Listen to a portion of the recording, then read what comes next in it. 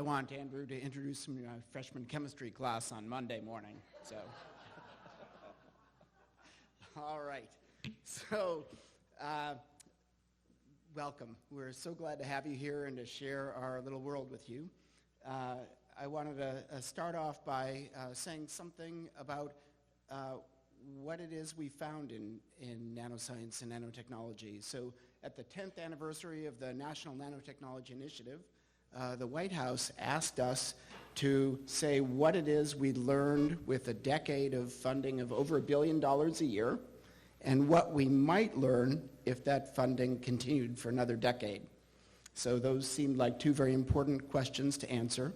And a few years ago, I started a journal, ACS Nano, that is according to Google, we have one of the employees here, the top journal in that field. When we put our editors together and our heads together, we found this paradox that we were able to make atomically precise, perfect structures, as Adam showed you in the first talk, and on the flip side of that coin was even when we did, that when we measured them over and over, we got different answers. So there's heterogeneity all the way down to those very small scales, and that turns out to be important in biology and other areas, and we really wanted to explore, what that meant and how we might use it to advantage. The other thing that we discovered, very much to our surprise, was something that Adam alluded to earlier, and that is that by putting together our field, by bringing together people from chemistry, physics, math, engineering, medicine, toxicology, and other fields, figuring out what each other's problems were, and adopting each other's approaches and developing new tools, we developed these language skills, these communication skills that I think Stuart just won an award for. Congratulations. It's head of our UCLA newsroom. We had developed this capability to take on problems, and problems beyond the nanoscale, as I'll show you here. And then we thought, well, other fields surely had done this as well, but it turns out they have not. And so there's a special role for nanoscience in taking on bigger problems, if you'll pardon the expression. And I'll give you some examples of those. And we wrote up those ideas. Yeah, sorry. It's, and I haven't even gotten to the bar yet. But we will. Yeah. So there are a lot of opportunities for us. And one of the special things about nanoscience as well is that we're tool builders. And you heard something about that from both Adam and Clarice. But basically, we identify a problem, and then we figure out how we're going to solve it experimentally, theoretically, and otherwise. Okay. So when this microscope that Adam told you about was first invented, we realized to our surprise at IBM that we could image individual atoms. And so that actually wasn't expected when that microscope was put together. And to me, the most important image ever recorded with that microscope is the one on the left here, because two different kinds of atoms are imaged, and we can tell where the electrons are and where the electrons aren't. It's kind of like no theater in Japan. Pay attention to what's not there. And so it's as if we could put on goggles and look at the surface the way an atom or molecule would if it were roaming around. We get better than atomic resolution, but we don't expect to find anything smaller with what we can do, but we can explore these other dimensions. And so that opened up really the chemical world in nanoscience, but there was something more that we could do, and Adam also mentioned this. The last 4 days that I worked at IBM, we gave up on the experiments we'd tried for the first 361, and it turns out I have a favorite rare gas. We can talk about it at the bar. And the guy I worked with there, Don Eigler, has the same favorite rare gas. In fact, he had a dog named after Xenon. And so we put it down on a surface, and we looked at it, and for some reason these atoms were clustered together when we didn't expect that. They don't form strong chemical bonds or anything, and I wanted to find out what was underneath them. We didn't know how to spell yet. That came later. And so we reprogrammed the microscope, with which we'd built with our own hands, and we slid them out of the way to find out what was underneath. And that enabled that possibility of manipulation that's then been used by many groups around the world to build atomically precise structures. As you heard, it's not a manufacturing tool, but it opened up this world that we could do that, and we could study the properties of those structures that we built and then think about how we might target them in some other way or learn about quantum phenomena. That's been one of the main methods that have been used. In this image called the quantum corral on the left, in the middle, there's no extra atom there. That's just the electrons, as if you threw a stone in a calm pond. The electron ripples are there, and so as someone who puts atoms and molecules down on surfaces, I want to put one that'll go right to the middle just because it likes electrons there. And that is also something we've been able to do. Okay, so really, where I came into this field was curiosity. I like going where other people have not, and there was this very wide, unexplored world, and every time we looked there, we found something we didn't understand, and about 10% of those things we chose to follow up, and maybe 10%, maybe less, we understood ultimately, and that was how this field progressed. And so when I went and set up my own lab, what I became interested in was what are the smallest scales at which we could get function, things like switches and motors. In all of us, we have motors that can convert chemical energy to motion with more than 99% efficiency. There's nothing humans make at any scale that comes close to that. Okay? And so the question was, how does that work? And so we started constructing molecules and assemblies that would move at these very small scales. We still didn't come close, but at least we figured out how those worked, and we started putting the pieces together. And in order to do those measurements, we had to develop two sets of tools. The first was that series of microscopes that gave us the structure, the function, and other properties all at the same time. And we could measure the same motor tens and hundreds of thousands of times, and not chemically the same one like you'd hold in a beaker, but the very same one. And that's where we discovered the function changed over time, even where every atom stayed exactly where it had been all along. The second thing we needed to do was to figure out how to place those molecules and assemblies into controlled chemical environments. And we could do that from the molecular scale and even smaller, all the way out to the centimeter scale and the wafer scale that Adam talked about in the computers that we have in our devices. And that capability turned out to be useful. Okay? And as you heard, right, the nanoscale is the scale of function in biology, and I'll come back to the brain, as Adam mentioned earlier. The synapse scale is 10 or 20 nanometers, and a colleague of mine who's sitting in the third row here pointed out that we could do something useful with this chemical patterning capability that we developed, and we started working together to follow her idea of developing sensors for the brain to listen in on chemical communication between cells to understand how a neural circuit worked, how it failed in the case of disease and animal models of disease, and you could probably catch her at the bar later too. Okay, and I'll point out these scales range from, DNA is already bigger than some of the things that I've showed you, and then cells are much bigger than the range at which we typically look at the world.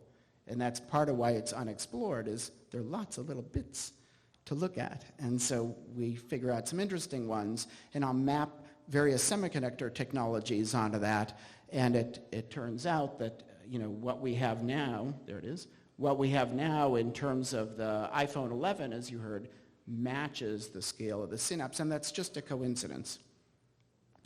Now, again, under the Obama administration, we were asked to come up with big ideas that would bring attention to our field. And we weren't the only field that was asked to do that. And so we put together a group of about 10 nanoscientists. The computer scientists had gotten a head start, and they had developed some successful programs that got them financial support for their research, but didn't really create the fuss that had been hoped for. The astrophysicists, some of you might have heard about this, wanted to grab an asteroid and drag it into Earth orbit and then be able to study it there. And the neuroscientists, I'm going to pick on them a little bit, Professor Andrews here, they couldn't agree on anything.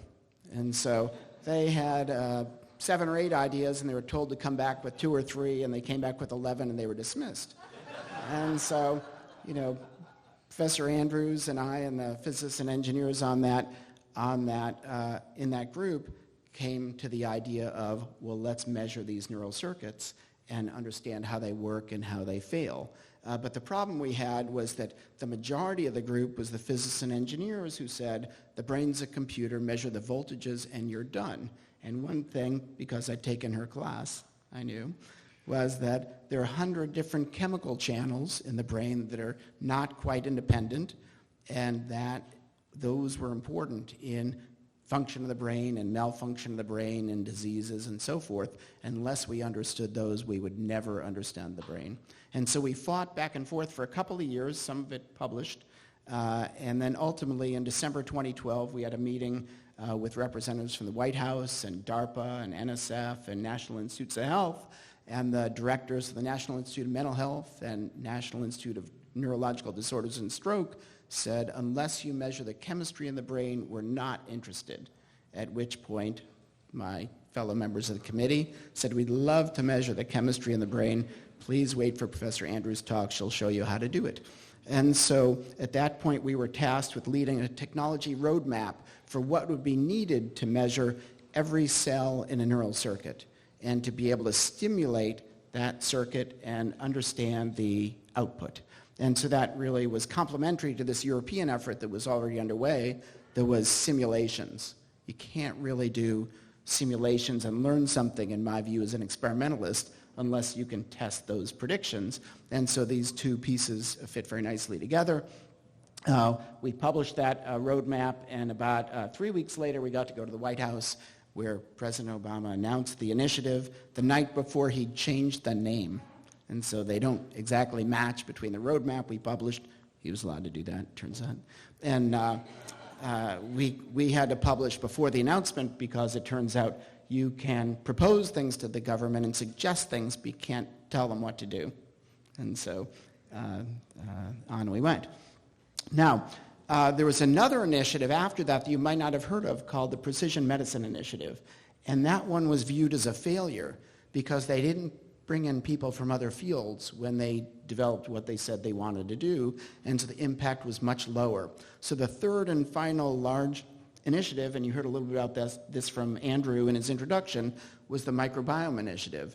And so the leaders in the Office of Science and Technology Policy said, well, what was different between the Brain Initiative and the Precision Medicine Initiative? And the answer they came up with was nanoscientists. Go figure. And so they asked us to come in again and lead the technology roadmap and bring in people from many different fields, which we did: oceanography, atmospheric science, soil science, clinicians, people who weren't involved in the microbiome then but could be and had something to offer. You could argue that this is arguably much less nano than the brain, but our contribution was really in our communication skills and in looking at what tools we needed and who we needed to bring in to share their problems with us. And so as we wrapped that up and got to work on both initiatives, part of the fun for me and for Professor Andrews was moving to UCLA 10 years ago. And if you haven't been to our campus, you should. It's the smallest of any of the University of California campuses by area, but the largest by any measure of population. So we see each other a lot. And around one courtyard are science, engineering, medicine, into the environment. Right behind the Nanoscience building or the Neuroscience buildings, the end of the block is the top hospital on the West Coast. So we're able to see each other all the time. And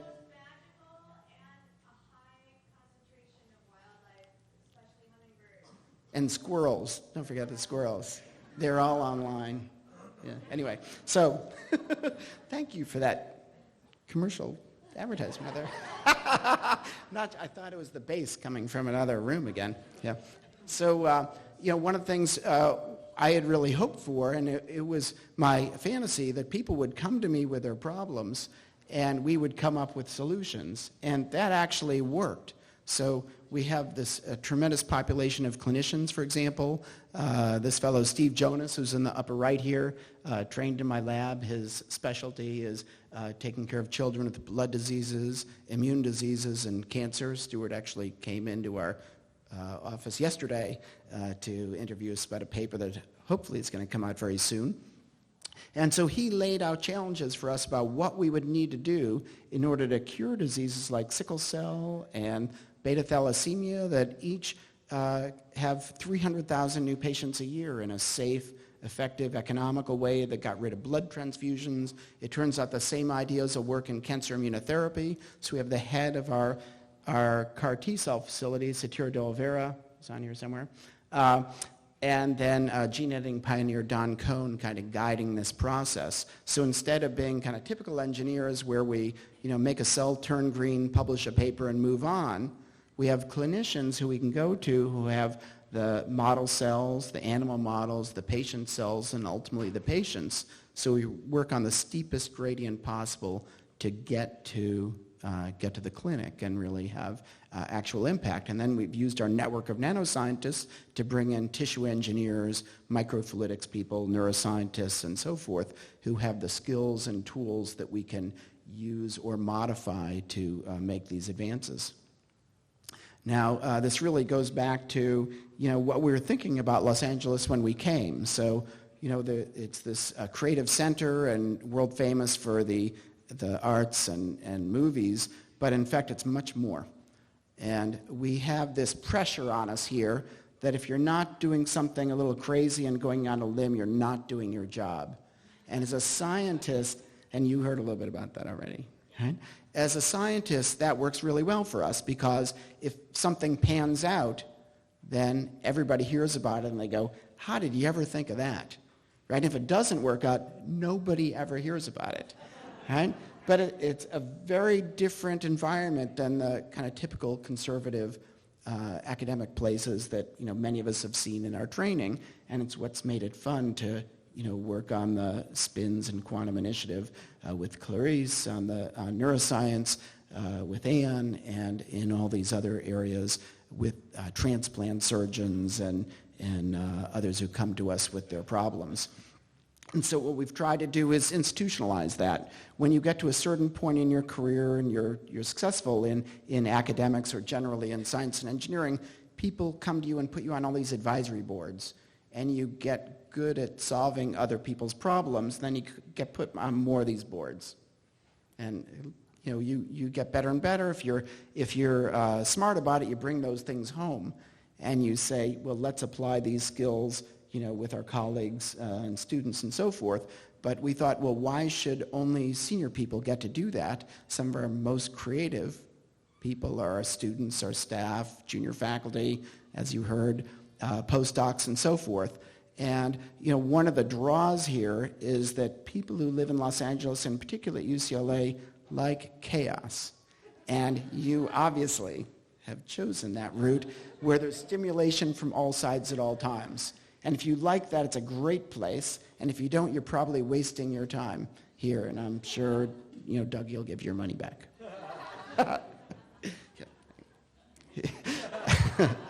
Unauthorized. Okay, yeah. Ask Andrew. There you go, yeah. Like this. Oh, where are those arrows? Yeah. Anyway, yeah. So, the idea was then to have people bring their problems to us and pull together this curious team that ranges in level of training and career trajectory and so forth. And we've been able to do that in a whole series of different areas. And some are, relatively prosaic problems where a dentist says, we have to do this extra surgery now that we really should not have to do. And so we were able to design a membrane that eliminates the surgery and possibly impacts half the adult population around the world. In Quantum Initiative, we have a wide open field to work, and we've been brainstorming about where our special room temperature capabilities, could come in. You heard a little bit about the high throughput gene editing already. And so I think what I'll do is I'll leave you with that and look forward to much more discussion here and hopefully continuing on after this evening on what it is we might be able to do together. Thanks very much.